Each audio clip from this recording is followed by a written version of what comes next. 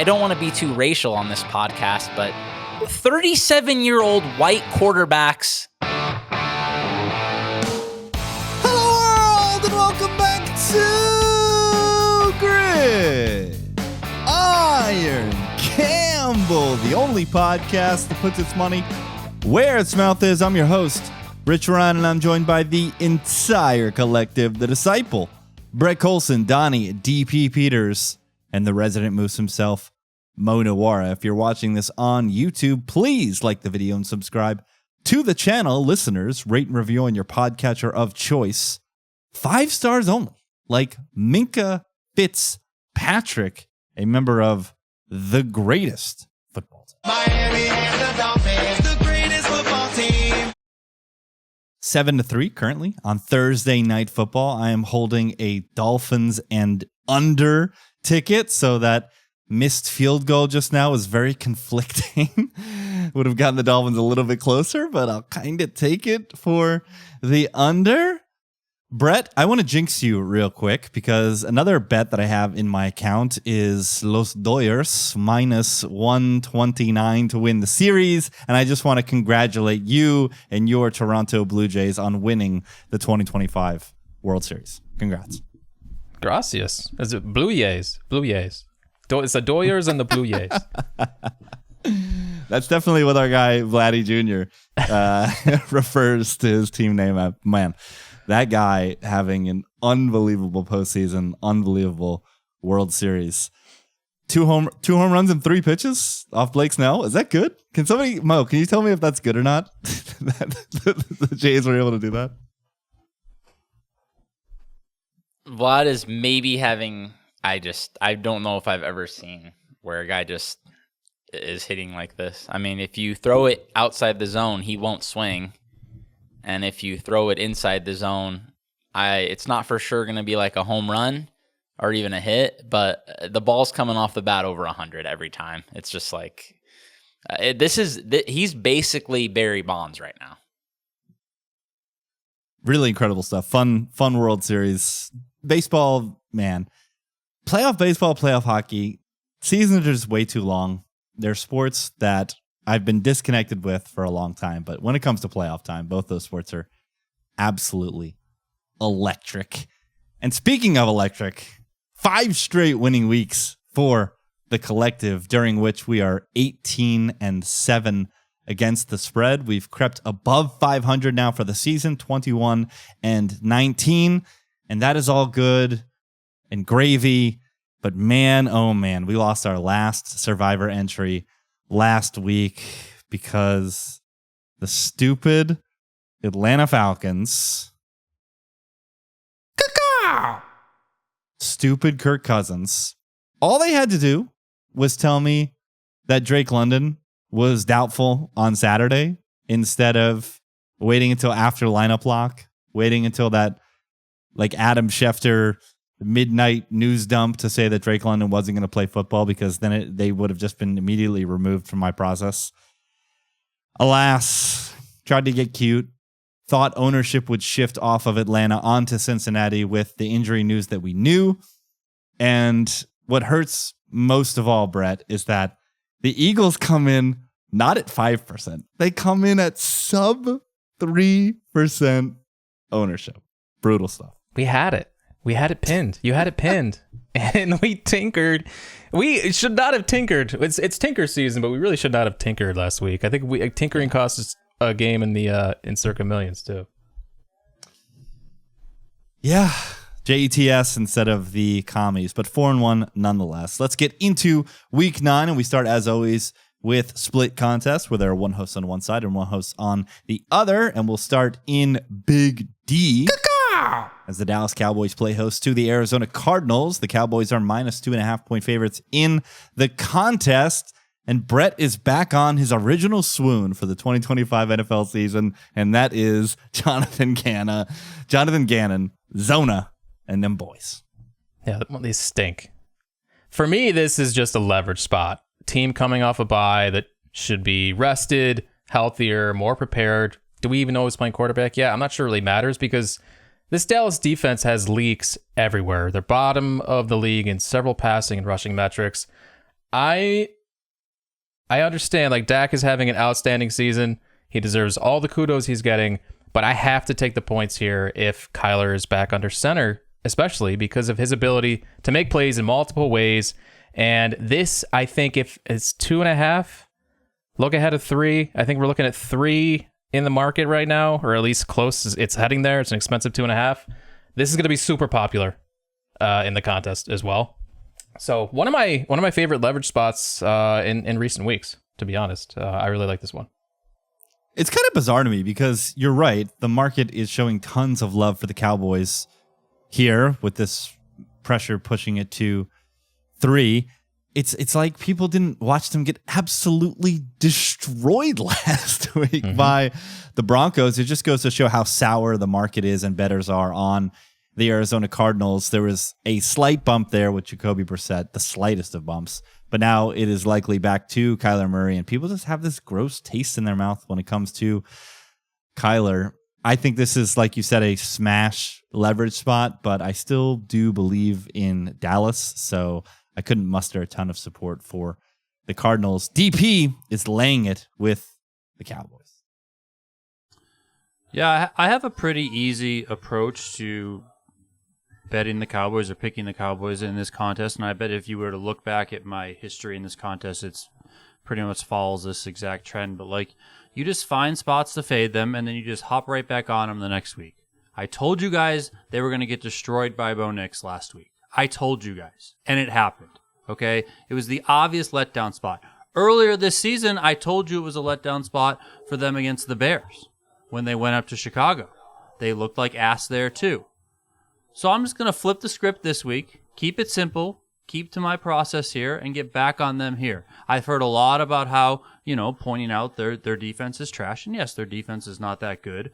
And I understand where I think people are going to end up with this one in the contest, and I am going to be on the fish side, but I have heard a fair amount of love for the Cardinals in this spot, so that also kind of makes me just want to push back and stick to my process of just kind of like 1 week I do one thing, the next week I go 180 with the Cowboys, and I don't know. I feel like I've done all right with it overall. Brett was all in love with Shane Steichen last week, and they covered a big number at home against the Tennessee Titans. Now they're favorites once again, this time traveling to Pittsburgh to take on the Steelers, a full 3 in Circa Sports Million. And we bring Mo in because he's got the strongest opinion on this game on Indiana, Daniel Jones, and the Colts to cover on the road here. Yeah, I mean, why would this look any different than last week, I guess? I mean, the Packers should have destroyed the Steelers. It kind of ended up being that way late, but, it ended up... the first half wasn't great, right? The missed field goals, all that stuff. I don't think any of that's predictive. I think the fact that the Packers were constantly able to move the ball on this defense is predictive. And this is just maybe a better offense than the Packers. I know this is a massive fish play, but I just can't look at this game and see anything other than the Colts moving the ball constantly because that's what they do every week. And the Steelers kind of suck. They kind of can't stop the run. I don't see why I would believe the Colts would not score basically whatever they want to score here. And I mean, I know their defense probably isn't great, but good luck keeping up with that. So I just don't. I hesitate to click on the Colts, but I think this line is not high enough. So I put the Colts in my top 5, but I really didn't want this to be my play, even though I think that this line should be closer to 5. Donnie, pile on. You two have Indy in your top 5. Is Mike Tomlin going to cover a tight end, or is Tyler Warren just going to have 200 yards? Because he never covers tight ends. He hasn't covered tight ends forever. I'm with Mo. I think this Colts team is, I would describe it as more efficient than the Packers. The Packers took a whole half to get going, to figure it out. I mean, Rich, you were talking in the Discord. Why don't they just do this the whole game? Eventually they started, throwing those little shorter passes, going a little bit faster, obviously feeding Kraft, and then they, from that point on, they blew out the Steelers. So this Colts team is just a freaking efficient engine. Like, they do everything on offense, like, I feel like perfectly. And they put up huge numbers all the time. I mean, their defense is, I guess, their weak point, but even their defense is decent, good. Like, I mean, they're not the best, yes, but when you have that offense playing as well as they are, scheming up plays like they are, going against a defense that I know is just going to do their own stupid thing like they've been doing for 20 years or however long that they've been doing it over there. Like, the Steelers are not going to change, in my opinion. So I think the Colts are just going to come in. I think they're gonna absolutely just boat race this team. What's going to stop them? Honestly, The other I can thing think of one is, thing. there's no I back know one doors. thing. against I know the Colts, exactly too. what's going to stop them. I know There's exactly no back what's going to doors stop them. here we against go. the What? Colts. You got a freaking doll? You going to hang up a voodoo doll for me? That's right. You know exactly why the Steelers are going to win this game outright. And it's voodoo. This is just the voodoo spot of the year for Mike Tomlin. We know he's going to get to 9-8 somehow, some way. And this just seems like the dreamiest of spots. 93% of the handle is on Indianapolis. Indy has played the third easiest schedule in football to date. They've been playing the game on easy mode. And this is just the spot, guys. I don't know how else to put it. There's no smart way to articulate this other than this is the Tomlin voodoo spot. We've seen it for a decade plus where the Steelers come out, they compete in this game, they find a way to win a weird game outside against a dome team, and everyone is going to be scratching their heads on Sunday night. How did the Steelers do it again? And it's just voodoo. Brett, you had the Steelers low, but you're doing a lot of nodding over there. Yeah, that's exactly what's going to happen because that's what always happens. And yeah, I have this at the bottom of my card. I couldn't bring myself to have like Steelers in my top 5 because they do stink and the Colts look like a wagon right now. But I can totally see this being that game. Like you said, that people are just like, what the hell just happened? How did the Colts lose this game? Well, it's because Tomlin just finds a way to do this. They're going to force like 3 turnovers. One's going to be returned for a touchdown and they win by 3 points. That's how they do it, though. You have the Daniel Jones pumpkin game. Like, out of nowhere, he turns back into Daniel Jones. Yep. It's getting to the point of the season where, like, what is the pumpkin possibility? Like, the pumpkin possibility meter for Daniel Jones, where is it right now? It's at its lowest point, you would think, from what we've seen and how efficient this offense has operated. But we saw it last year. I'm not saying this game matters, but we saw it last year when it came to playoff time with Sam Darnold, right? Like, the pumpkin meter isn't at 0 yet. And I don't think this is the spot. I don't think this is the high leverage when it matters spot where Daniel Jones could pumpkin because of pressure. Yeah, I've just seen Tomlin do this time and time again. And instead of banging my head against the table and always fading Tomlin and never buying into the voodoo, this is for you, ODB. This is hashtag no stubbornness. I'm buying into the voodoo. I wanted to make the Steelers my top play, but I knew I would get so much pushback that I couldn't do it. Weren't you the one saying this is the year it was over? Yeah, but I came to my senses. I've been saying this is the year it's going to be over since we've been doing this podcast. So maybe it all it takes is me to jump on the bandwagon, and then it's finally going to collapse. That's the straw that's going to break the Tomlin back. Hawks at Commanders. I'll keep it with myself because I have the highest opinion on this game, and it is on the Seattle Seahawks. I've been just truly impressed with what Mike McDonald has done with this team, both sides of the ball. Now they come out of the bye as healthy as they've been on defense. Every week we've tiptoed with trepidation around this Hawks defense because of some of the injuries. And every week they still continue to produce.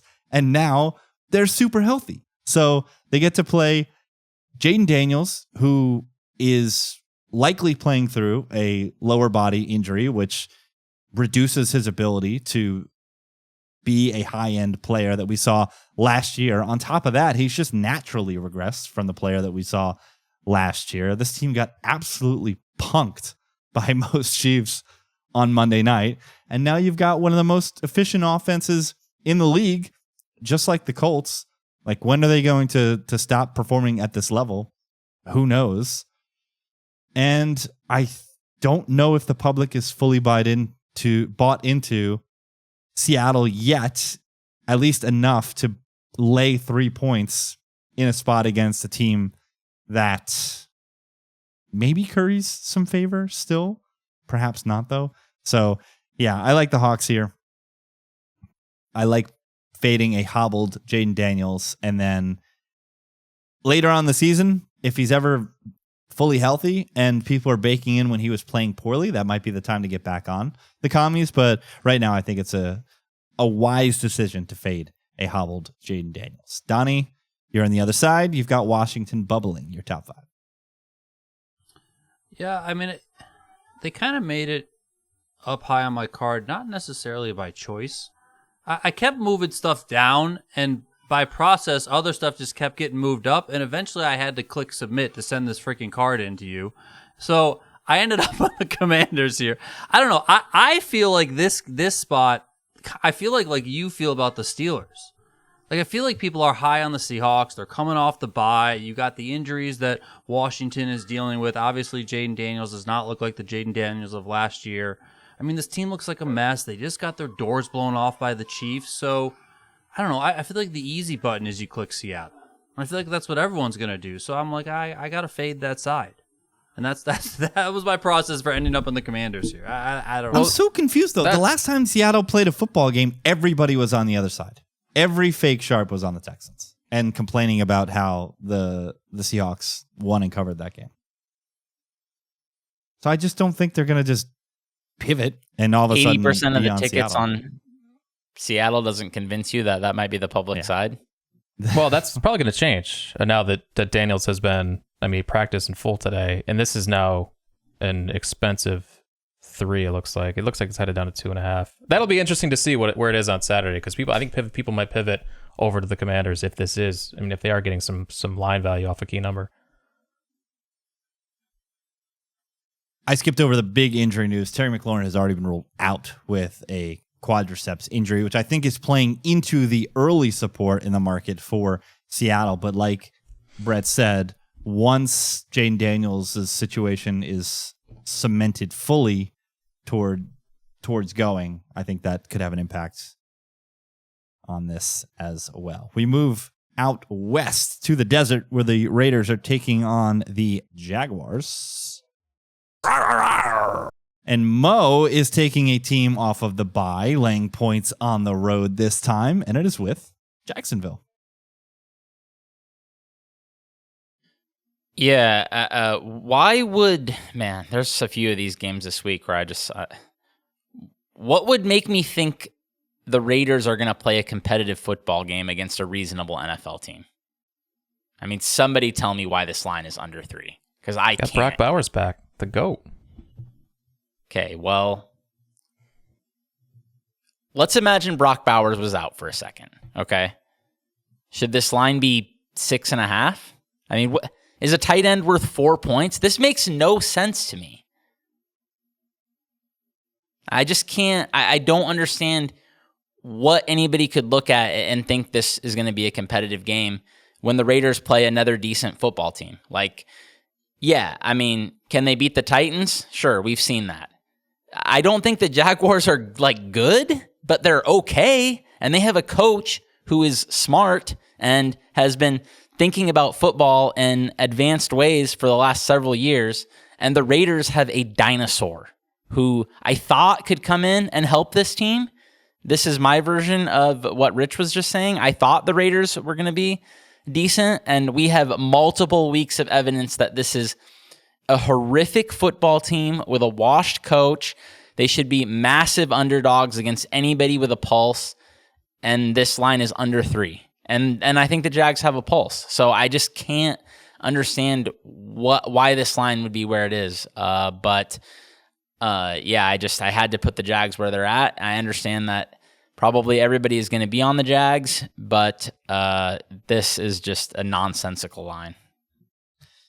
You're not going to get any pushback whatsoever because I'm the highest on the Raiders and I have them as my penultimate selection. And honestly, it was just me not being able to put an X next to the Jaguars as field goal favorites on the road in pro football. But the one thing that kept nagging me and didn't allow me to give this any confidence points or put any gusto behind it is Liam Cohen bye week getting this offense to where it needs to be. There is a non-zero chance that they're going to come out and feature a lot of their rookies, feature both Travis Hunter and Bashal Tutin, give this offense a little bit of a turbo boost, and it could be a much better unit than it has been so far. And if that's the case, then I think this line is more fair and definitely could be teetering in the direction of not being high enough. So that's the best defense you're going to get for the Raiders. Nobody here is going to be able to really pick up the flag for them. The last game, Panthers at Packers. The Packers are 13.5-point favorites in the contest. Yes, as they are in real life. This was a look ahead of 10.5. Preseason was 7.5. But now the Panthers have not only two bad quarterbacks, but two banged up bad quarterbacks. Bryce has been back at practice as a full participant all week, though. Mo's face says it all. He has the Carolina Panthers in his top 5. Why do we think Bryce is banged up? Full participant twice in a row. He's fine. Well, he didn't play football last week, so ready to go. I just this line is just too high for me. I know that the Packers are very good, and I know that the Panthers are pretty bad. I was the one telling you guys that they were going to get smoked last week, and you guys tried to tell me that might be a competitive football game.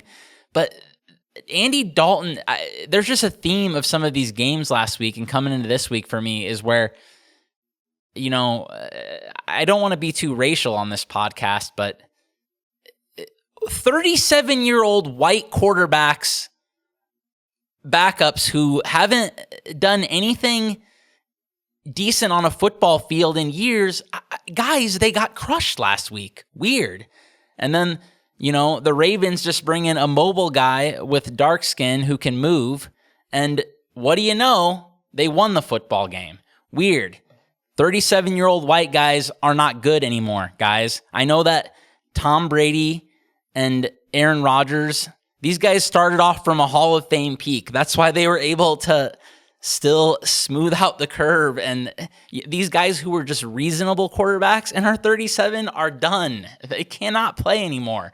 So Andy Dalton, bless his heart, no. Like, I understand that on paper, people were like, oh, you know, Andy Dalton, Bryce. No, the difference is maybe pretty big, guys. One guy can't play pro football anymore. The other guy can. So I think with Bryce Young, you have a decent quarterback versus a horrific quarterback.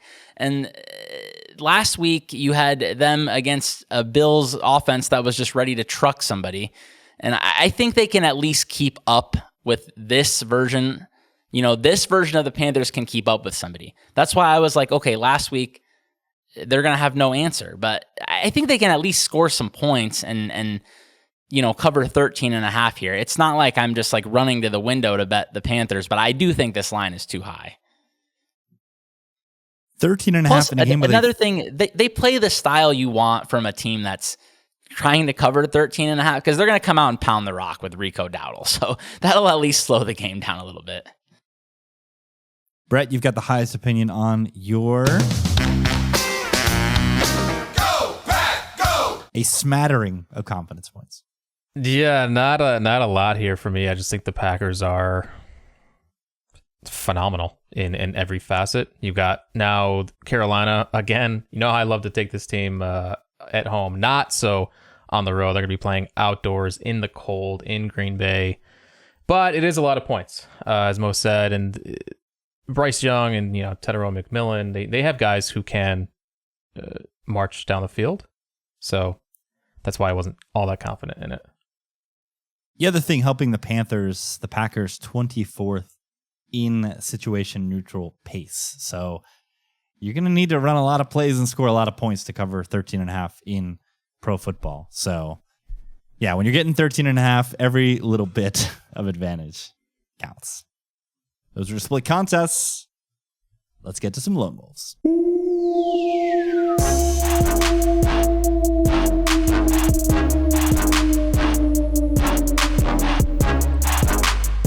Only one member of the collective with a lone wolf in their top 5, but we'll start with Mo, who has a trio, and we'll start with, just as he was beaking about old 37-year-old white quarterbacks, he's taking the 3 points, with Joe Flacco and the Cincinnati Bengals. Well, he actually is a washed guy whose arm hasn't degraded to the point where he can't do anything. I mean, so there's that. But yeah, this is a game where it's a weird one for me because my numbers are telling me to slam all in on the Bengals because I think that it's kind of absurd that they're 3-point home favorites here against a Bears team that is pretty bad. Like, let's just be honest about what the Bears are. Like, I know that they've had some decent results this year. They have been so fortunate, and just there is a titanic mismatch on the edge with this secondary that has no healthy players left against an elite pair of receivers. I think that the Bengals should be able to move the ball, but the only thing that's stopping me is basically what Rich was saying about the Bengals. He said that maybe this defense has just folded up shop and quit. And with Trey Hendrickson on the injury report, I don't know how I can realistically be confident that the Bengals aren't going to just fold up again. But I do think this line is way too high, though, man. This line was like close to pick early in the week, and I think that's right. So somebody's coming out and pounding the Bears. I will say I somewhat understand it from the standpoint of the injury report is looking much, much better for the Bears than the Bengals. I was very concerned yesterday when I did my initial look, and every single wide receiver on the Bears was DNP, but it looks like they were just resting these guys, so they're probably okay. But yeah, there's a huge mismatch on the edge here, so I think the Bengals have a chance in this game. Save for Luther Burden, who's in the protocol, very unlikely to go in this game. Yeah, everybody else was back at practice. DJ Moore, Romadunze, and Olamide something Zacchaeus. I think the Chiefs, you talk about the Chiefs, Chicago, the Bears. You talk about them being lucky. I thought they were unlucky last week. 1 of 3 in the red zone. Like, they were fine yards per play wise, 6 yards per play. Caleb was above, I think it was at 7.5 yards per attempt. And this is a Bengals team that can't stop anybody. The Jets just marched on them. The Jets scored 38 points with Tyler Johnson WR1 against this team. The corpse of Breece Hall was ripping off explosive plays against this Cincinnati defense. So I don't know, man. I think this is a game where Ben Johnson can get into his bag and name the score. And I just don't know the frequency with which Flacco can stay upright long enough and have success on offense. And I understand that Higgins and Chase are incredible players, but the Jets were missing sauce last week, and the second half passing offense for the Cincinnati was pretty much non-existent. The last 2 drives, they got clamped by these randoms on the Jets. So, I think the Bears can score here at will, and I just don't trust Flacco and the Bengals to keep up. Donnie agrees. He also has Chi-Town in his top 5. I mean, Flacco's got an AC joint injury in his throwing shoulder. An injury that I have had, and it hurts like fucking hell, okay? And Flacco is 40, okay? So if you want to talk about old-ass QBs, I'm also 41. I know when you stub your toe, it takes you 3 days to recover, okay? Like, how the hell are you going to go out there and play a pro football game with this injury? I mean, I agree on the fact that the Bengals D is trash. I think this offense for the Bears, can look very, very good. Caleb can look very, very good. The offensive line should very much win against the Bengals front. I mean, they can just put up a ton of points here. And then, if the Bengals can't get anything going on their side of the ball, like Rich said, this feels like name your score. I probably should have mentioned Joe Flacco when I was saying the injuries report looked good for the Bears. That was definitely part of it. I'm definitely worried about that. Let's move to Houston as the Texans take on the Broncos. Bulls and horses definitely make those sounds. And Mo is taking the 1.5 points with Bo Nix and them boys. Well, I guess we can make this a quick one then, because I'm not that confident in Denver. But yeah, I did think this was probably wrong team favored, but at the same time, I have some concerns on the Denver side. I guess in the pro Denver side, the big thing for me is just very obvious. This is an elite pass rush. This is the worst offensive line in the NFL. I know that CJ Stroud made some throws under pressure, which is completely what I expected, to be honest. That's why I was all over the Texans in that game last week. But this is a much, much, much different situation. And yeah, I think that he's likely to get buried the way he did against the Seahawks when they couldn't do anything. But I can't trust Bo Nix either. That's the problem here. This Texans secondary is very good, and they specifically, I've noted, they played the deep ball very, very well. So this is a Broncos offense that is basically completely reliant on the deep ball. They're horrific on a per-play basis throwing the ball, but, Bo Nix is able to hit those deep shots. But then again, they might only need a couple of those in this game. So, yeah, I couldn't muster any real confidence, but I do think Denver should probably be -1 here. Well, if you want confidence, Brett has Houston in his top 5. Yeah, I think what we saw offensively from Houston coming out of the bye last week was real change, not just noise. Like, Houston leaned into a heavier run structure. They used 6 offensive linemen, and it seemed to settle everything down for CJ Stroud. I mentioned in the Discord last week, he looked awesome last week. That's the first time we've really seen that since 2023? Like, that's the version of Houston and CJ Stroud that we saw even late last year too. And I think this might be the moment when they start playing up to that ceiling again.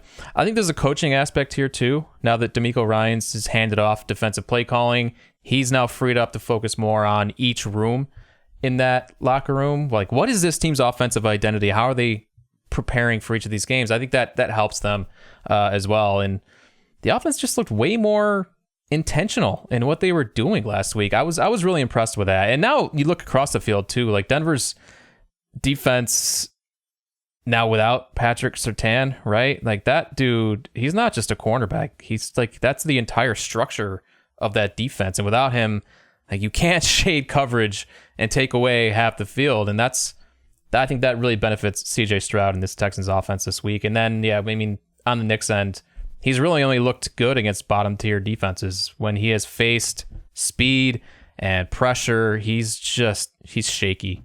And this Texans defense they're just a top 3 unit, especially when they're at home. So to me, this is Houston kind of growing into the rating that we had them at before the season. And I think probably Denver and Bo Nix may be playing a little bit above theirs. And Houston, unsurprisingly, had their struggles against what DVOA is saying has been the 5th toughest schedule to date in the NFL, whereas Denver has played the 27th toughest schedule to date. In addition to that Surtain injury, he is doubtful, but it seems like it's pretty much out with that pec injury.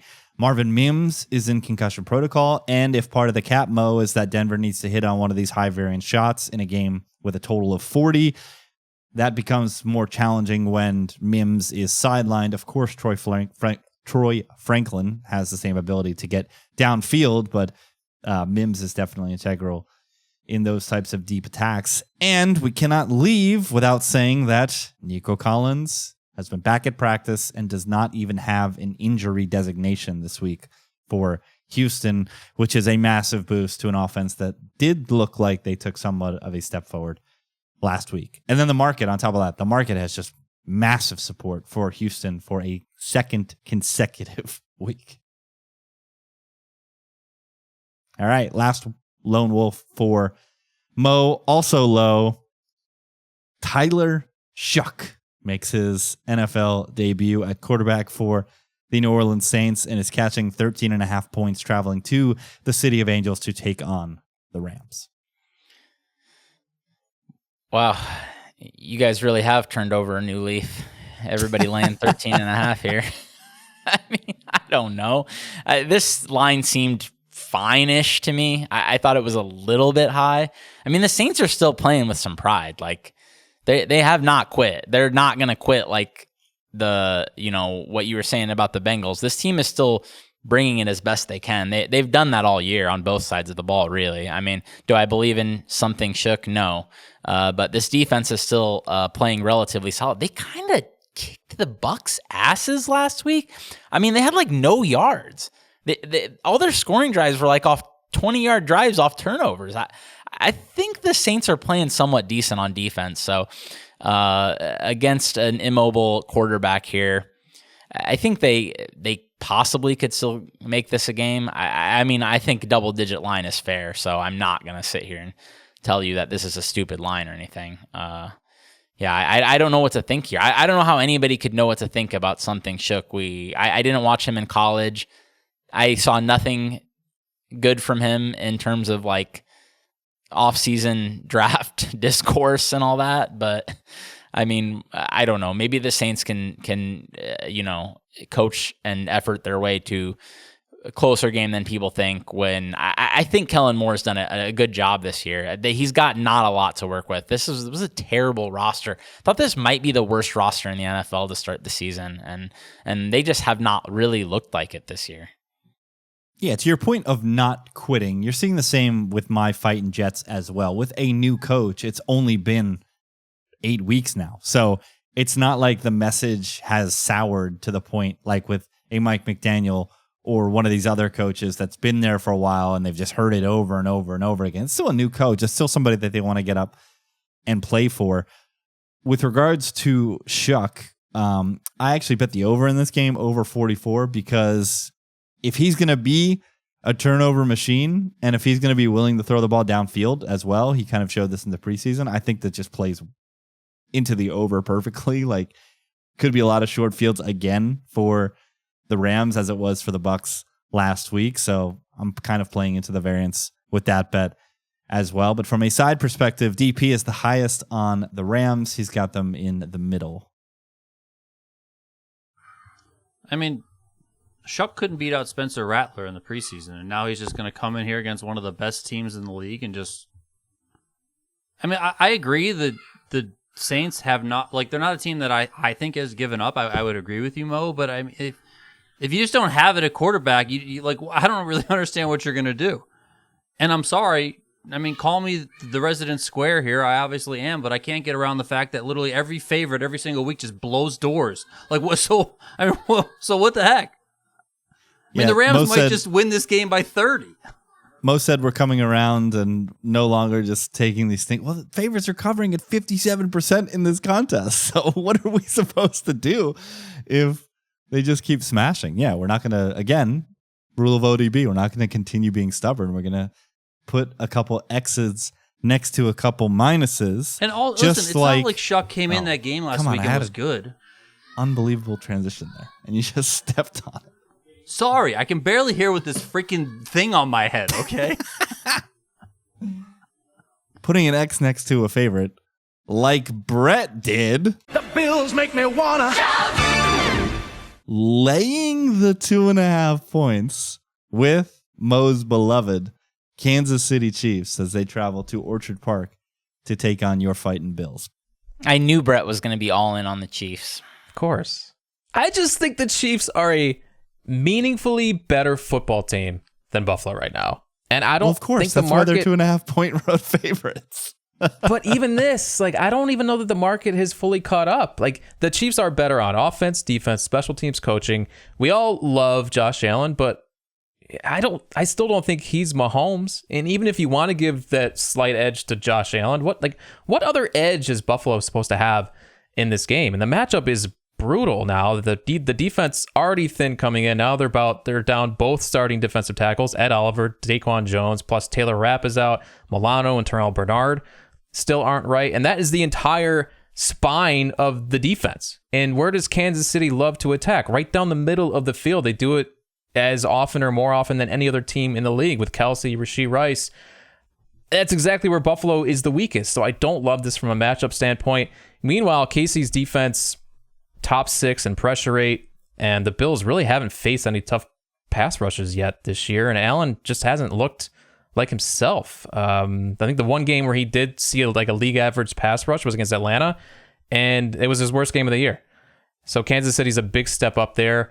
And worst of all, I think Allen's just not getting any help from his receivers in a game where they're probably going to have to throw the football. I haven't seen him look like this since his rookie year, where he's just holding the ball and holding the ball, and it's because these guys aren't separating. There's just too much pressure on him this year to do everything, and he's going to make plays. He did last year in this spot, but Kansas City, they're just different this year. They have all the answers. They're healthier. They're more complete.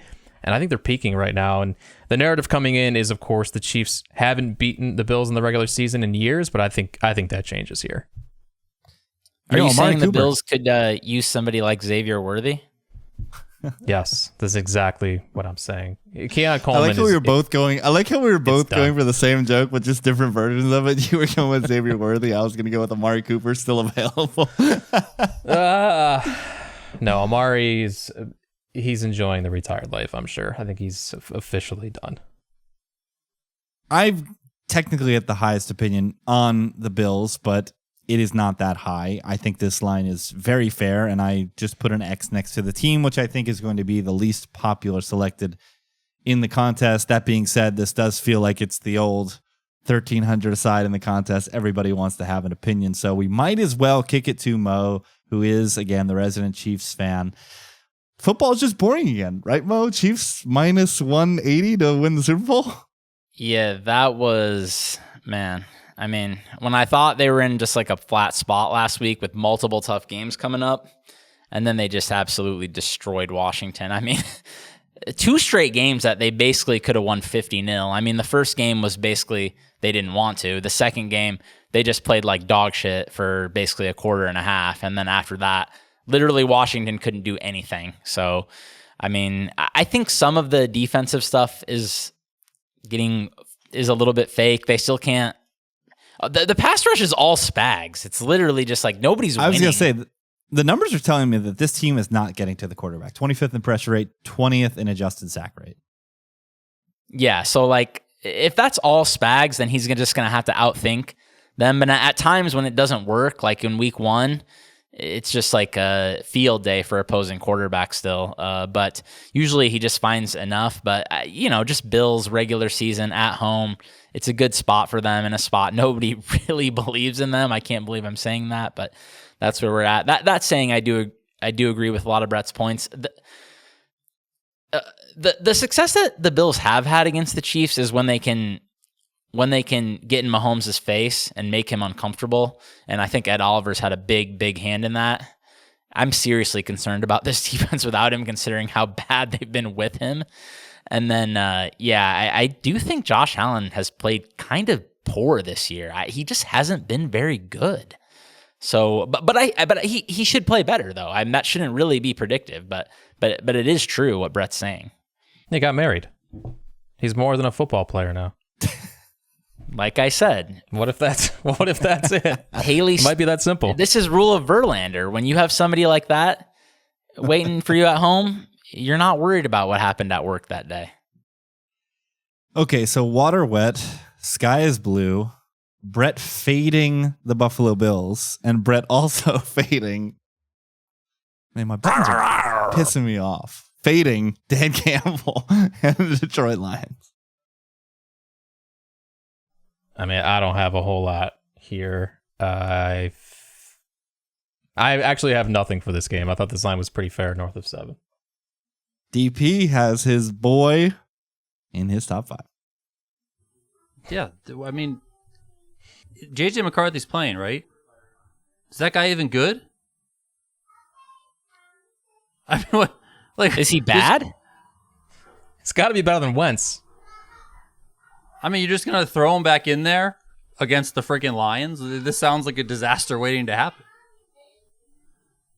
But I mean, what, the Lions are a wagon. I don't see it with the Vikings. I can't get behind the Vikings. I looked at this one, and I was just like, I feel like you should just click the Vikings. Like, that was my biggest first problem instinct. What if the Vikings defense is really bad? They've played the third easiest schedule in football. And the only time I've seen this Vikings defense look like the Vikings defense is when it was Dylan Gabriel in London. That's the only time I watched a Minnesota game and was like, oh yeah, Flores is cooking. Like, this is what it's supposed to look like. And how are you going to improve against a team like the Lions? Like, it's not like they have a lot of weak spots on offense. Van Ginkel has been practicing this week, though, right? So, I mean, that's a big one if he comes back. Our guy, Mickey Doft, said Flores gets too much credit. This is a Van Ginkel team. The problem is they are playing the team in the league who wants to run the ball more than any other team in football. I saw one of those Ben Baldwin graphs this week, 4th and 2, and we just throw the ball out of bounds. I mean, Tua. This is like life. Someone get the independent spotter out there. This game is like the Dolphins should maybe be winning right now. It's outrageous, dude. Anyway, the Lions are second in the league to the Jets, ironically enough, on run rate on first down. They want to cram the football, right? So how much is Van Ginkel going to help as somewhat of a pure pass rusher against a team that just wants to play bully ball and kick your ass up front? And the Vikings are 25th in rush defense EPA. So I'm very terrified of the Lions getting out in front. And we know, Ben Johnson quote, I'll say it again, the Lions score touchdowns. There will be no letting up, no taking the foot off the gas, especially against a divisional opponent. So, as always, Lions alts are probably in play. Niners at Giants. DP is laying the 2.5 on the road with Kyle Shanahan and Mac Jones at quarterback. It's a weekly conundrum. Who's going to be under center for San Francisco? Yeah, I mean, does it necessarily matter? It can't Christian McCaffrey just absolutely go nuts in this spot against a defense that I don't think has fared very well against running backs all season long. I really want to like Robert Saleh and this 49ers defense going up against Jackson Dart specifically. I mean, I know it is a little bit concerning last week seeing the lack of a pass rush that they generated against a very bad offensive line, or at least what we thought was a very bad offensive line. Now, like Brett said earlier, maybe the Texans are starting to round into form. Yes, but still, I mean, that unit hasn't been good, and the 49ers weren't really able to get anything going. So, point of concern there, yes, but I don't know. I feel like you lose Scatterboo like that. I mean, I don't know.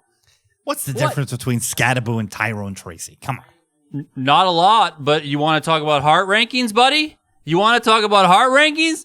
Where are they on the heart rankings? Come on, because one of them is off the charts. And that guy now has his ankle snapped in half. But what if it's Dart? What if Dart is like the heart emulsifier? And did you see him? He was devastated when his heart's ripped in half. That's his boy. I love the spot for the Giants.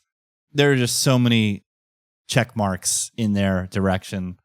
First, West Coast team traveling east to play in the early slate. You got the Giants coming off of a loss. You've got everybody worried about something Scatterboo when Tyrone Tracy is probably just as good, maybe even better at football than something Scatterboo.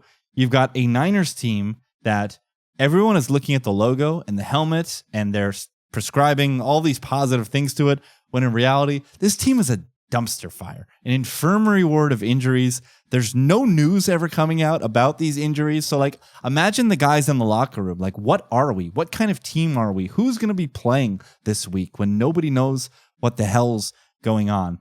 And now you have to go across the country with a makeshift group of receivers, a probably bad quarterback in Mac Jones against this Giants pass rush, which the numbers still don't bear it out to be excellent. Only 14th in adjusted sack rate, but I can't look at this roster of pass rushers and not think that they're going to have success against an offensive line that has taken a step back this year. On top of all that, I know Brett, this is going to be his number one point because he too has the Giants in his top 5. It's 2.5 compared to 3. Everybody's going to want the full 3 and not put an X next to Giants because it's only 2.5, Brett. Yeah, for sure. There's that. I agree with all your points too, but the Niners looked horrendous last week, especially on defense. I mean, Stroud had his best game in 2 years, like I said. Some of that could just be the Niners. The losses of Warner, Bosa cannot be understated. It looks like this team has lost its soul. All the talk about Scatabo and the Giants losing the soul of their team. Well, I mean, the Niners did it 2 weeks ago. So I have dinged them some in my ratings, and I just think it's a good spot to hop back on the G-Men. And everybody is going to rightfully point to the Giants' injuries because their entire secondary looks to be on the injury report right now. But if there's any team that's going to struggle to take advantage of that, it's going to be the team that's rolling out receivers who are either hurt or not great. Like, I think this is the first week I haven't seen Juwan Jennings with an injury designation, but you can't tell me that this guy isn't still suffering something when he had 5 broken ribs and a turned ankle. Like, he's just being put together by sticks and gum at this point. So yeah, love the Giants in this spot. My lone wolf was extremely low. Oh no, Donnie's got one. No, Donnie has 1 and I have 1 as well. Mine's extremely low. It is super stubborn. Sorry, ODB. I am martingaling the dumbass Titans plus 8.5. 0 confidence points, 0 ranking. Look at these looks. Total of 43, Harbaugh coach team. It's a lot of points. I have no confidence. I would never bet this. Mo, take it away. You love the Chargers. Why is it a lot of points? Why would we expect the Titans to be... What's a lot of points for the Titans? That's so relative. It's not even double digits. How is this not double digits? Someone explain it to me. It's not a lot of points. The Titans... Because the Chargers are just an okay football team. Okay, but here's the thing about the Chargers. If you don't pressure Justin Herbert, he will complete passes all day and night, okay? The Titans have no pass rushers left. So how can they get a stop in this game? The Colts could have scored 50, and the Chargers probably can too, and the Titans can't physically score more than 20 points. So I can't understand why this isn't double digits, but I know everybody's going to... Actually, out of all the stupid favorites that I like this week, I probably should have just put this one at the top, just because rule of big favorites, maybe people won't take it in the contest. But man, this is just like the Jags game to me, where where is the evidence that the Titans can play a competitive football game? You can't find any. All fair points. Just my reflexive sports betting take ugly dogs just kicked in. It's literally the only reason why I put an X next to Titans. Yeah, if they were getting 11.5, I'd be like, okay, that ugly dog, I could see. I can't see it at 8.5. Jeffrey Simmons trending towards missing again with the hamstring injury. Calvin Ridley, same deal. Something Chimere DK, WR1 for the Tennessee Titans. All right. I am probably going to tinker, but currently on the Titans. Donnie's on the Niners. Brett's got the Chiefs and Vikings. Mo has the Bengals, Broncos, and Saints. Wait, so which one was in the top 5? Huh? You said there was one lone wolf in the top 5. Chefs. That was Brett's Kansas City Chiefs. He hates his own Buffalo Bills. Just my emotional hedge. You guys know that. All right, let's get to the Week 9 card. 10,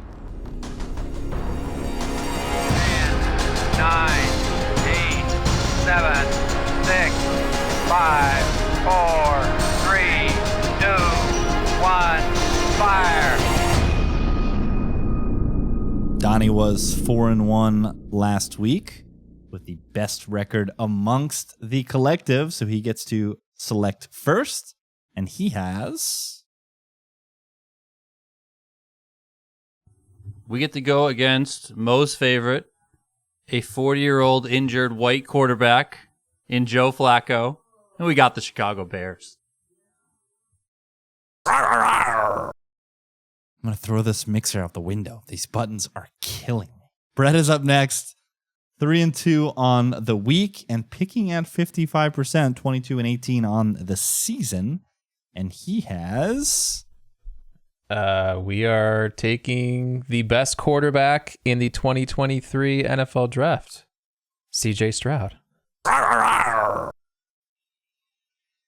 I'm up next. Is it 2022? 23 is right, I think. 23. Okay. Yes, that was correct. Don't question yourself. Mo, 3-2 last week as well, and even 20-20 on the season. And you've got another rar. Yeah, I have three favorites that are very close, so I'm willing to listen to you guys and or do some tinkering. Right now, I have the Jags, but it's close between Jags, Colts, and Chargers are all basically even for me. The more I think about Liam Cohen and this Jags offense coming out of the bye and getting on track, the more I like the selection. So you're not going to get much pushback from me. But again, as always, there will be tinkering. Be sure to check out at Gridiron Gamble on Twitter. Let's get to the only consensus pick of the entire week, the collective pick.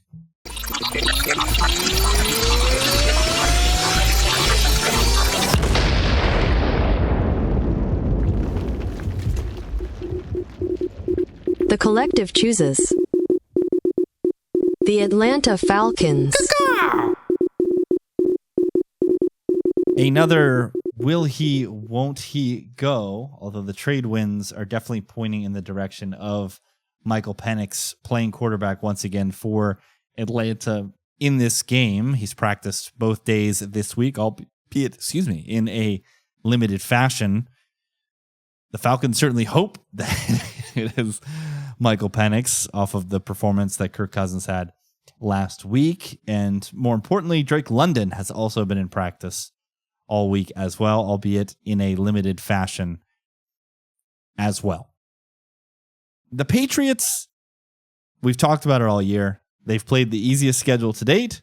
They have the easiest future schedule to date. Other than the Bills, the Falcons are probably one of the toughest teams that they're going to play for the rest of the season. And at 5.5, this just feels a point, maybe even 2 points higher than it should be. We know the Falcons, when things click, this offense can put up points.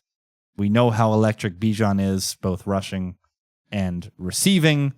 And this Patriots defense has been pretty soft this year, especially against the run. So if the Falcons can keep pace and score in this game, this seems like an absolutely insane number. In fact, every member of the collective had this in their top 5. Mo, this was your number 1 selection. It was sniped by the collective. Yeah, I think, we all are suspicious of the Patriots. I certainly am, as much as I'm enjoying the Drake May show and was a fan of him in college. The fact that they can't run the ball at all is probably one of the biggest things that's pointing me to the Falcons here, because the main thing the Falcons have going for them is that they've been able to rush the passer quite effectively this year against a pretty bad Patriots offensive line here. So I'm just like, seems like a good matchup for this defense, since the Patriots cannot run the ball no matter who they play, and now they're going to have a really tough time protecting their passer. So that was my biggest thing here. I capped this at 4, so I think there's quite a bit of value at 5.5. I'm surprised to see 5.5 since I thought the line was 5 for most of the week. And then I see 5.5, and then I see that influential offshores are dealing very, very expensive 6s. So apparently the Falcons are a contrarian pick as well. So I really wanted this to be my pick. And yeah, 78% of the tickets flooding in on the Patriots. The Patriots love is at an all-time high. Even though Donnie keeps saying it's at an all-time high, it's not because they keep winning. So I want Donnie to tell me how happy he is, because I knew this selection would make him incredibly happy. Yeah, let's go. Fade this stupid team already. I told you guys I'm going to keep doing it, and I'm happy that you guys are along with me now. They keep covering, though. Yeah, well, at some point it's got to work out, right? I mean, come on. Well, last week they faced a not NFL quarterback. So I told you that one was most warnings. I had Patriots. Donnie had the Browns, and I was like, no. I mean, for the first 1.5 quarters, it looked like a pretty darn good pick on the Browns. 1.5 quarters Mo. The only thing that stopped this from being my number one pick is that we have seen Drake May have success against pressure, right? This guy, you said it last week or a couple weeks ago, Mo. You were talking about how Drake May last year basically set him up where he saw so much pressure last year and had to work through it that it just doesn't faze him, right? He keeps his eyes downfield. He works really well in the pocket, and he's always hunting for explosives. So the issue is that everyone thinks Drake May's the MVP right now. I'm unsurprised that the Falcons are going to be a very unpopular side because the hype is at an all-time high. And Drake's played great, but it's just really hard to know how much of it is the quality of opponent and how much of it is Drake May taking the step. Like I knew that I hit the saturation point. Donnie's been on the saturation point for a month now.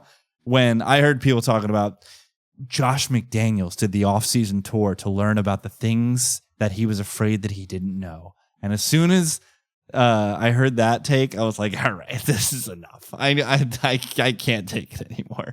So yeah, I'm very glad that we have the Falcons. Every week there's a new take on this team. Last week you had Sims talking about Vrabel being Belichick and Parcells having a baby together. Now you got this stuff. Like, it's just every week is something new, man. It's unbelievable.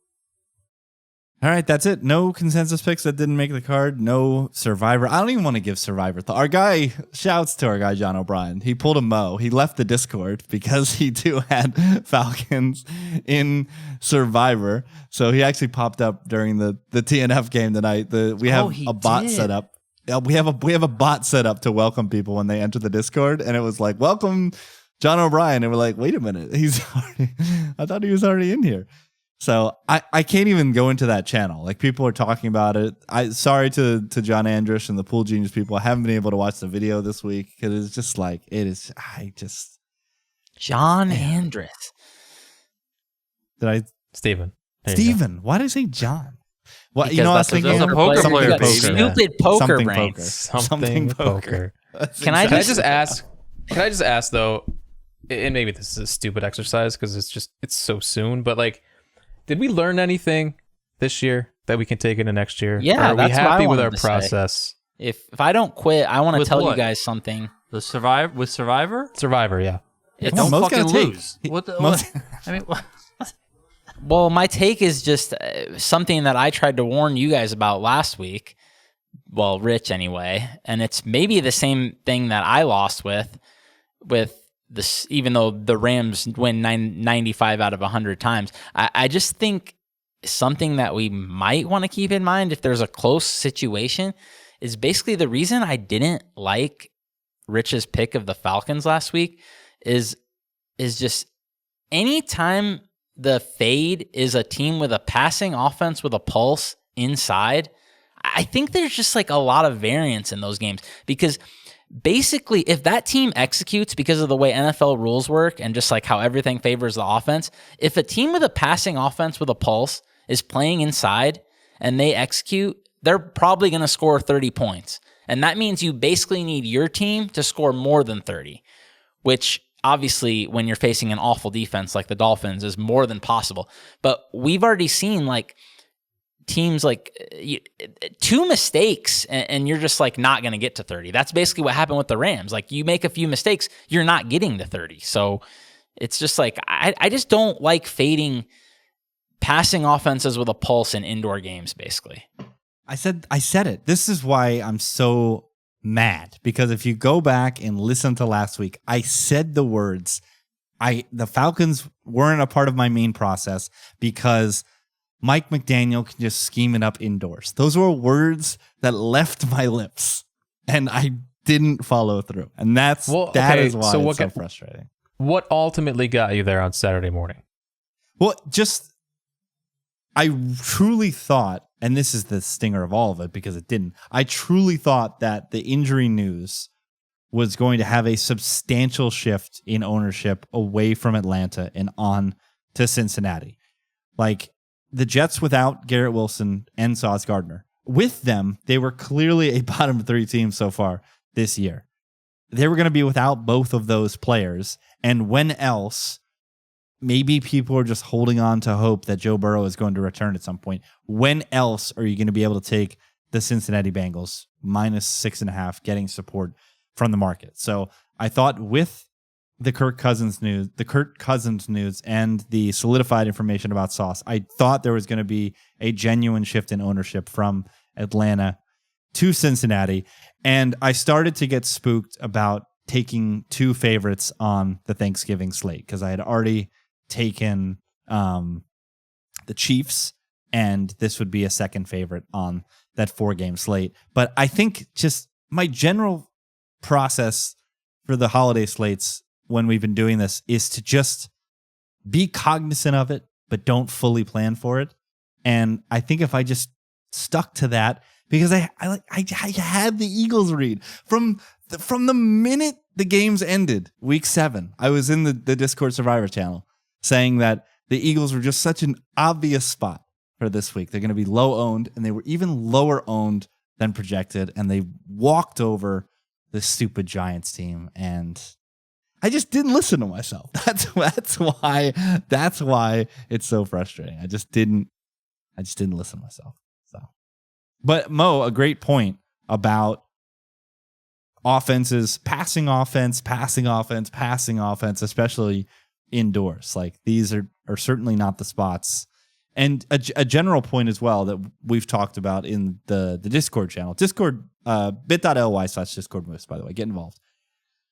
These weeks where there's mid-ass teams that are big favorites because they're playing quote unquote bad opponents, everybody gets this false sense of security because they see that the market is having them lay a bunch of points, when in reality, they are still a mid-ass team. And the Falcons are very much a mid-ass team, and they were a mid-ass team with a backup quarterback, and little did we know a WR1 that wasn't going to play. They got us twice. That mid-ass team got us twice. Yeah. Literally picked them the 2 times they didn't show up to play football on Sunday. Well, I mean, and then it's like, it's the game from Bijan kicks the ball out of his own hands. Like, what is going on, man?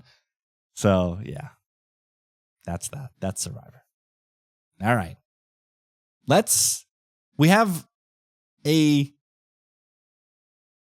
1% chance of winning something in the quarter. Maybe. Brett is so skeptical of this. Gotta be way less than that. We're going to win the whole damn thing. We're going 80% the whole way home. We're going to collect $1 million. I'm not going to pay you assholes out. I'm going to Mexico. Let's go, baby. I just want a min cash. I just want to cash in this thing one. We've been doing this for so long, man. Just get us a min cash. After starting 3-12. I'm going to remember that. Rich clipped that. When it's week 18 and we're like 20 spots out of a min cash and Brett's yelling about fucking leverage season, instead of just taking the points to get us the min cash, he's like, no, we got to go full leverage. That is 100% going to happen. I'll be happy with a min cash. I'll put it that way. I'm not playing for a min cash. I'll be happy with a min cash. Mo asked the team when we were discussing the quarter prizes in the group chat, what's the MO this week? What are we looking to do? And like Donnie just said, I put in the Mike Singletary rant. I want winners. That's what we're looking for. All right, follow these guys on Twitter. At Brett Colson, COLLSON, at Dunny_Peters, and at Mo Nuwarah, NUWWARAH. I'm at Rich T. Ryan. Let's get a 6th consecutive winning week. See you guys next week. Peace.